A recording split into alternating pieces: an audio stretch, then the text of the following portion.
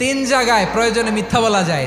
এক নাম্বার, আপনার ওয়াইফকে খুশি করার জন্য, সে একটু এরকম না বলে একটু কৌশল করে বললে খুশি হবে, ওটা বলা যায়। দুই নাম্বার, জীবন মরণের ব্যাপার, যান বাঁচানোর জন্য একটু কৌশল করে ঘুরিয়ে বললেন, এটা জায়েজ। তিন নাম্বার, দুইজন ঝগড়া লাগছে তাদেরকে মিলিয়ে দেওয়ার জন্য কৌশল করে একটু মিথ্যা বলা, ঘুরিয়ে বলা যায়। দুইজনের মধ্যে দেখলেন যে সম্পর্ক খারাপ, একজনরে বললেন, ভাই সে তো ওই দিন আপনার ব্যাপারে অনেক প্রশংসা। কি আমার ব্যাপারে প্রশংসা? কি বললো? এই বললো আপনি নাকি এই করছেন ওই করছেন, অনেক প্রশংসা। লোকটার মন খুশি হয়ে যাবে তার ব্যাপারে, ঠিক কিনা?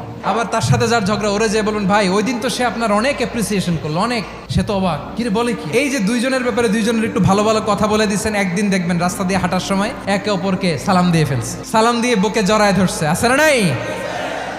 আবার মিলমিশ হয়ে গেছে। কিন্তু আমাদের স্বভাব হইলো, দুই প্রতিবেশী যদি একসাথে বসে একসাথে হাঁটে, দূর থেকে দেখলে আমাদের জলে, আছে না নাই? ঘটনা কি? এই দুইটার মধ্যে এত মিল কে? এই দুইটার মধ্যে গিরিঙ্গি লাগানো যায় কিভাবে?